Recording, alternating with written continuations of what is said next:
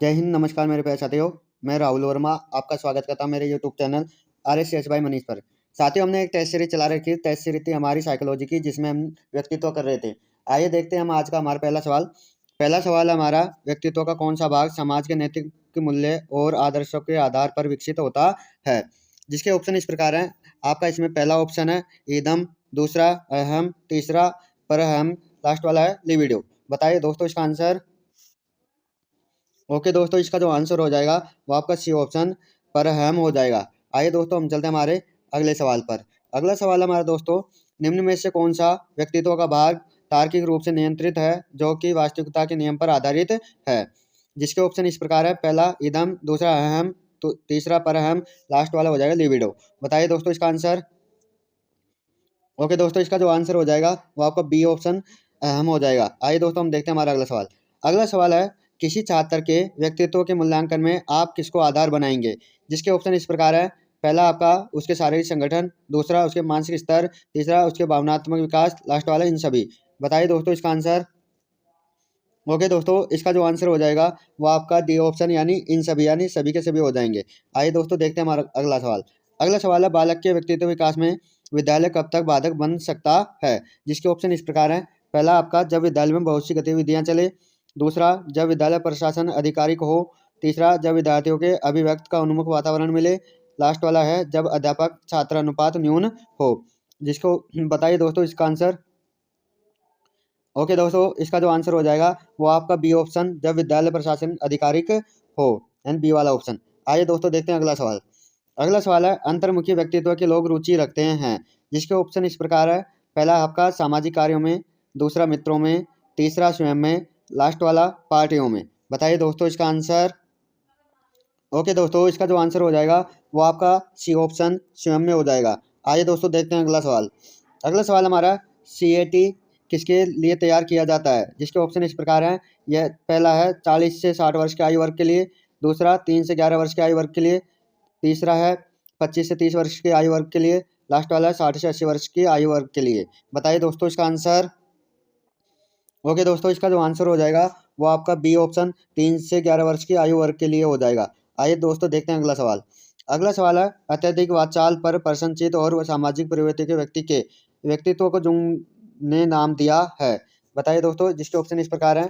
पहला है आपका यहाँ पर अंतर्मुखी, दूसरा बहिर्मुखी, तीसरा स्नायु विकृति, लास्ट वाला है आपका स्थिर। बताइए दोस्तों इसका आंसर। ओके दोस्तों, इसका जो आंसर हो जाएगा वो आपका बी ऑप्शन यानी बहिर्मुखी हो जाएगा। आइए दोस्तों, देखते हैं अगला सवाल। अगला सवाल है, ओलकोट के अनुसार व्यक्तित्व है। जिसके ऑप्शन इस प्रकार हैं। पहला आपका अपूर्व समायोजन, दूसरा गत्यात्मक संगठन, तीसरा संगठित मनोदैहिक तंत्र, लास्ट वाला है उपयुक्त सभी। बताइए दोस्तों इसका आंसर। ओके दोस्तों, इसका जो आंसर हो जाएगा वो आपका डी ऑप्शन उपयुक्त सभी हो जाएगा। आइए दोस्तों, देखते हैं हम अगला सवाल। अगला सवाल हमारा, शेल्डन के व्यक्तित्व को किस आधार पर वर्गीकृत किया गया है। जिसके ऑप्शन इस प्रकार हैं। पहला है शारीरिक संरचना, दूसरा शील गुण, तीसरा त्वचा एवं बालों के रंग, लास्ट वाला सामाजिकता। बताइए दोस्तों इसका आंसर। ओके दोस्तों, इसका जो आंसर हो जाएगा वो आपका ए ऑप्शन शारीरिक संरचना हो जाएगा। आइए दोस्तों, देखते हैं अगला सवाल। अगला सवाल है, क्रेसमर के अनुसार स्थूलकाय प्रकार के व्यक्ति स्वभाव से होते हैं। जिसके ऑप्शन इस प्रकार है। पहला आपका क्रोधी, दूसरा तटस्थ, तीसरा है प्रसन्नचित्त, लास्ट वाला है चिंतित। बताइए दोस्तों इसका आंसर। ओके दोस्तों, इसका जो आंसर हो जाएगा वो आपका सी ऑप्शन प्रसन्नचित्त हो जाएगा। आइए दोस्तों, देखते हैं अगला सवाल। अगला सवाल है, परामर्श साक्षात्कार में सबसे प्रमुख अमौखिक संचार माध्यम है। जिसके ऑप्शन इस प्रकार है। पहला है आपका शब्द, दूसरा है अक्षर, तीसरा है हाव भाव, लास्ट वाला है तस्वीरें। बताइए दोस्तों इसका आंसर। ओके दोस्तों, इसका जो आंसर हो जाएगा वो आपका सी ऑप्शन हाव भाव हो जाएगा। आइए दोस्तों, देखते हैं अगला सवाल। अगला सवाल है, सामाजिक दूरी मापने किसने बनाई थी। जिसके ऑप्शन इस प्रकार है। पहला आपका जुंग, दूसरा है फेस्टिगर, लास्ट वाला लिकट, और लास्ट वाला हो जाएगा बोगार्डस। बताइए दोस्तों इसका आंसर। ओके दोस्तों, इसका जो आंसर हो जाएगा वो आपका डी ऑप्शन बोगार्डस हो जाएगा। आइए दोस्तों, देखते हैं अगला सवाल। अगला सवाल हमारा, कुछ मनोवैज्ञानिक के अनुसार व्यक्ति जिस रूप में व्यवहार करता है वही उसका है। क्या है ये बताना है। पहला आपका मूल्य है, दूसरा है आदत, तीसरा व्यक्तित्व है, लास्ट वाला है मानदंड। बताइए दोस्तों इसका आंसर। ओके दोस्तों, इसका जो आंसर हो जाएगा वो आपका सी ऑप्शन व्यक्तित्व हो जाएगा। आइए दोस्तों, देखते हैं हम अगला सवाल। अगला सवाल हमारा, व्यक्तित्व मापन की व्यक्तिनिष्ठ विधि है। जिसके ऑप्शन इस प्रकार हैं। पहला है व्यक्ति इतिहास, दूसरा क्रम निर्धारण मापनी, तीसरा है आपका शब्द साहचर्य परीक्षण, लास्ट वाला वाक्य पूर्ति परीक्षण।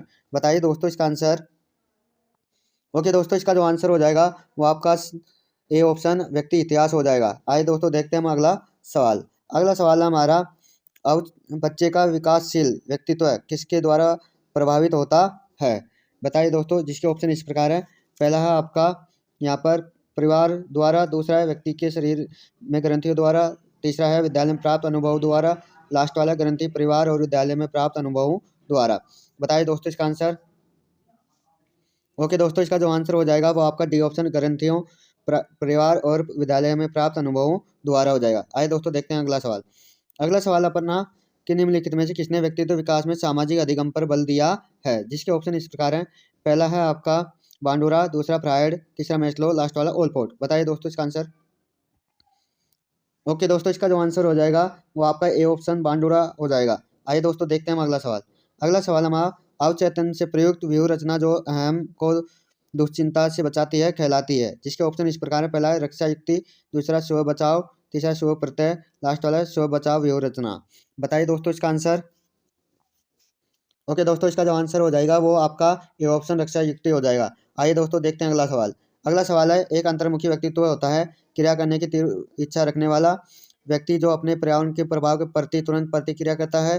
दूसरा विनम्र सरल स्वभाव वाला, लास्ट वाला प्रबल और सरलता से परेशान हो जाने वाला। बताइए दोस्तों इसका आंसर। ओके दोस्तों, इसका जो आंसर हो जाएगा वो आपका सी ऑप्शन हो जाएगा, विनम्र सरल स्वभाव वाला। आइए दोस्तों देखते हैं अगला सवाल। अगला सवाल है, बहिर्मुखी व्यक्तित्व होता है। जिसके ऑप्शन इस प्रकार है। पहला है केवल अपने में समाये रहने वाला कम क्रियाशील व्यक्ति, दूसरा विनम्र स्वभाव वाला व्यक्ति जो शीघ्र ही परेशान होने वाला व्यक्ति, लास्ट वाला है तीसरा है व्यक्ति जो हमेशा अपने स्वयं के बारे में सोचता है, लास्ट वाला प्रबल व्यक्ति जो सरलता से परेशान हो जाने वाला नहीं हो। बताइए दोस्तों इसका आंसर। ओके दोस्तों, इसका जो आंसर हो जाएगा वो आपका डी ऑप्शन हो जाएगा, प्रबल व्यक्ति जो सरलता से परेशान हो जाने वाला नहीं हो। आइए दोस्तों देखते हैं लास्ट सवाल।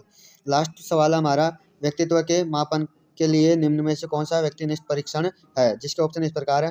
थीमेटिक परसेप्शन परीक्षण, दूसरा रोर्सा परीक्षण, तीसरा है शब्द साहचर्य परीक्षण, लास्ट वाला जीवन कथा परीक्षण। बताइए दोस्तों इसका आंसर। ओके दोस्तों, इसका जो आंसर हो जाएगा वो आपका डी ऑप्शन हो जाएगा, जीवन कथा परीक्षण। ओके दोस्तों, यदि आपको वीडियो अच्छी लगे तो हमारे चैनल को लाइक शेयर सब्सक्राइब जरूर कीजिए दोस्तों। ओके, धन्यवाद दोस्तों।